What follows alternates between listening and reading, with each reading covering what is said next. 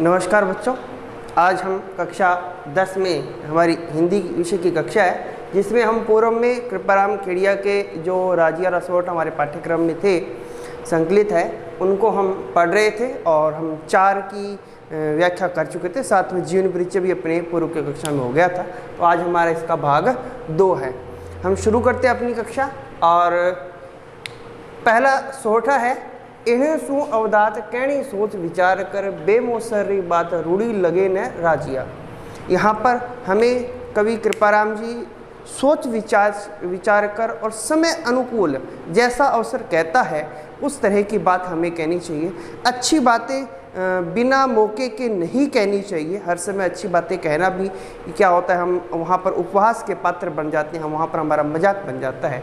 उस बात को समझाते हुए कहते हैं, इन्हीं सु अवदात, इन्हीं मैंने इनसे ही, इन्हीं से, इसे ही, सु से अवदात मैंने हैं यहाँ पर अच्छी या हितकर बात कहना। कहनी सोच विचार, कहना सोच विचार के कि हमें कहीं पर कोई अच्छी श्रेष्ठ बात कहनी है, तब भी हमें क्या करना चाहिए, सोच विचार करना चाहिए। कहते हैं बेमौसरी बात, बेमौसर मैंने बिना अवसर के, समय के अनुकूल नहीं होने पर भी रूढ़ी लगे न राजिया, रूढ़ी मैंने अच्छी, लगे न नहीं लगती है, राजिया को संबोधित करते हैं।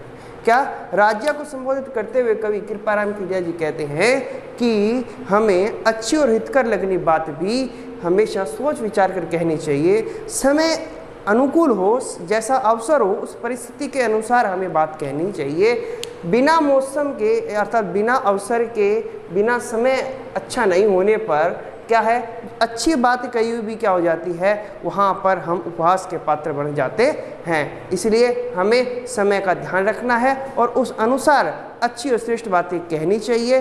क्या कहना और क्या नहीं कहना, इस पर भी हमें थोड़ा सोच विचार करना चाहिए। आगे कहते हैं, पहली किया उपाव दव दुश्मन आमय डटे प्रचंड हुआ विश्वाव रोबा गले राजिया। अब इस सोठे के माध्यम से हमें कृपाराम जी खेड़िया जी की है वो समय से पूर्व हमें क्या है, प्रबंधन करना चाहिए। किसी कोई समस्या है उसकी पूर्व तैयारी कर लेनी चाहिए। इस बात को यहाँ पर हमें समझाते हैं और कहते हैं, पहली किया उपाव, पहली किया मैंने पहले किया हुआ, उपाव मैंने उपाय। दव होता है दावानल, जो जंगल में आग लगती है। दुश्मन मैंने जो शत्रु होता है। आमय मैंने रोग, डटे मैंने जब आ जाए। प्रचंड होता है जब बलवान जब चढ़ जाए। हुआ विश्वास मैंने जहरीला असर अर्थात जब उसका प्रभाव बढ़ जाए। रोबा गाले राजिया, रोबा मैंने कष्ट, गाले मैंने देता है, राजिया राजिया को संबोधित करते हैं। कवि कृपाराम खेड़िया राजिया को संबोधित करते हुए कहते हैं कि जब कोई व्यक्ति के जीवन में समस्या आती है, उस समस्या का पूर्व प्रबंधन कर लेना चाहिए। उसको समझाते हुए कहते हैं कि दावानल, दुश्मन और रोग का पहले उपाय कर लेना चाहिए। क्योंकि जब ये प्रचंड हुआ विश्वास, जब ये बढ़ जाता है, जब इसका प्रभाव असर बढ़ जाता है, रोबा गाले राजिया, तब वो हमें सिर्फ और सिर्फ कष्ट ही देता है। कहने का मतलब क्या है कि हमारे जीवन की जो समस्याएं हैं, हमें पता है रोग थोड़ा सा है तो उसका उपाय पहले कर लेना चाहिए। अगर वह रोग बढ़ जाता है तो वो हमारे प्राणों के लिए घातक होता है। शत्रु, हमें पता है ये हमारा शत्रु है तो हमें उससे सुरक्षा के उपाय पूर्व में रखने चाहिए।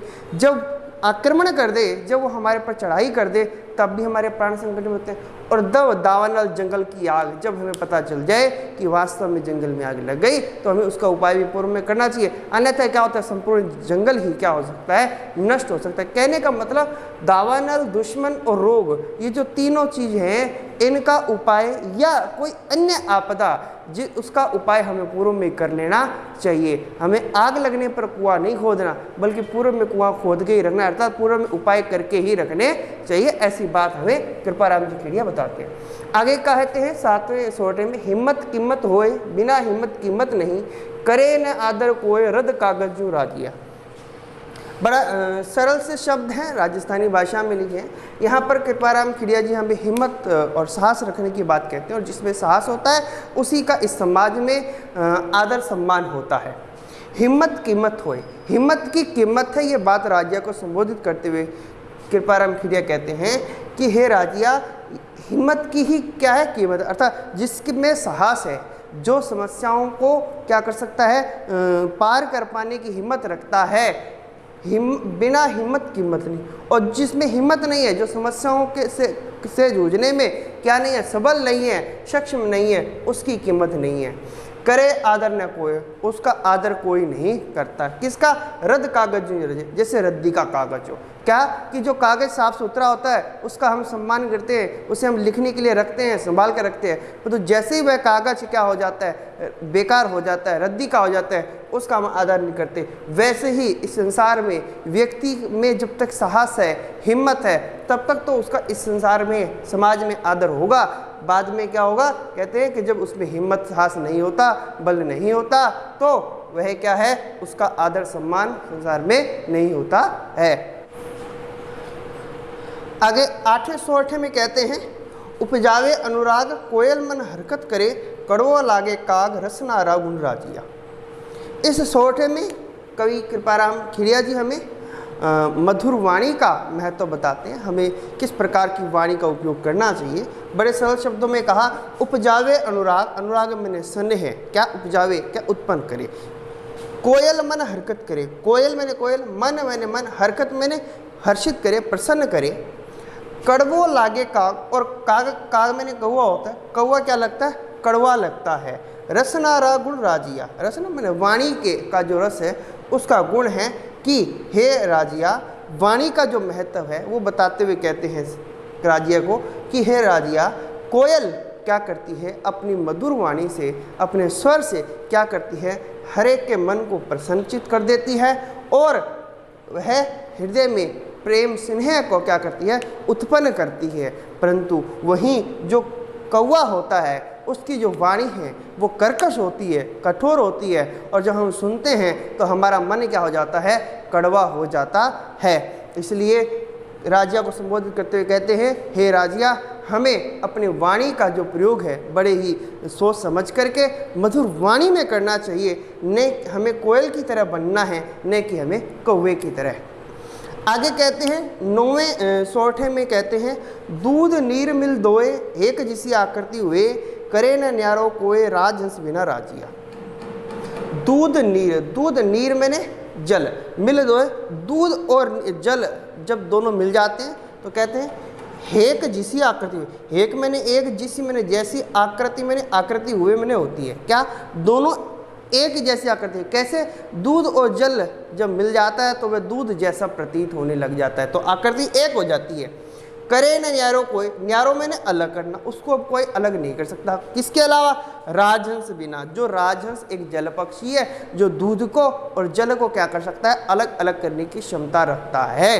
राजिया, राजिया को संबोधित करते कहते हैं कवि कृपाराम खेड़िया राजिया को संबोधित करते हुए राजहंस की विशेषता बताते हुए कहते हैं कि दूध और जल जब दोनों मिल जाते हैं तो दोनों की आकृति, दोनों का रंग क्या होता है, एक जैसा हो जाता है, वह सफ़ेद हो जाते हैं, और उसको अलग करने की जो क्षमता है वो किसी में नहीं है। वो है सिर्फ एक राजहंस, एक जल पक्षी है जो क्या करता है, उसमें से दूध और नीर को अलग करने की क्षमता रखता है। कहने का अभिप्राय क्या है? कहने का मतलब है कि हमारे सामने दूध और जल जैसे सब मिले हुए हैं और एक जैसी आकृति के मनुष्य, माने मनुष्य ही हैं, सभी हमें दिखाई देते हैं, परंतु जो ज्ञानी और गुणीजन होते हैं, राजहंस यहाँ पर ज्ञानी और गुणीजनों का प्रतीक है, जो गुण और दोष के आधार पर क्या कर लेते हैं, सही और गलत, अच्छे बुरे लोगों का पता लगा लेते हैं और उसी के अनुसार क्या है, हम अपना जीवन जीते हैं। आगे कहते हैं मले गिर मझार हर को तर चंदन हुए, संगत किए सुधार रूखान ही ने राजिया। अब यहाँ पर अंतिम जो सोठ है आज का हमारा, इसमें सत्संगति का, संगति का जो प्रभाव होता है वो कैसे होता है उसको समझाते हैं और कहते हैं मलिय गिर मझार। मलिय गिर होता है, मलय गिरी पर्वत है, एक मलय पर्वत है जहाँ पर सिर्फ और सिर्फ चंदन के वृक्ष होते हैं। मझार मैंने मध्य में, हर को तर चंदन हुए, हर को मतलब हर एक, मतलब प्रत्येक जो वृक्ष है, तर मैंने वृक्ष, चंदन मैंने चंदन, हुए मैंने होता है। संगत किए सुधार, संगत का ही प्रभाव है कि वह वहाँ सुधार हो जाता है। रूखा मैंने वृक्ष ही ने, सभी ही राज्य मैंने राज्य को संबोधित करते हुए सत्संगति, संगत का प्रभाव कैसा होता है उसको समझाते हुए कहते हैं कि मलेगिर के पर्वत पर क्या है, हर एक वृक्ष चंदन का वृक्ष होता है। चंदन का वृक्ष है, परंतु अन्य वृक्ष भी वहाँ होते हैं, परंतु चंदन के वृक्षों की अधिकता के कारण उस पर्वत पर जितने भी वृक्ष हैं, माने अन्य जात प्रजाति के वृक्ष, चंदन के अलावा वो सारे के सारे वृक्ष क्या है, चंदन के प्रभाव से चंदन की सी खुशबू देते हैं। इसलिए यहाँ पर कहते हैं कि संगत किए सुधार रूखा ही न राजिया, क्या कि उस संगति के सुधार ने देखो कैसा कर दिया कि उस वृक्ष, उस पर्वत पर, मलेगिरी के पर्वत पर जो चंदन के वृक्ष थे, उन्होंने अपनी खुशबू क्या कर दी, उन अन्य वृक्षों में भी क्या कर दी, प्रदान कर दी, जिसके कारण वहाँ का हर एक एक वृक्ष क्या है, चंदन जैसा हुआ लगता है। वो हर एक वृक्ष चंदन की ही खुशबू देता है।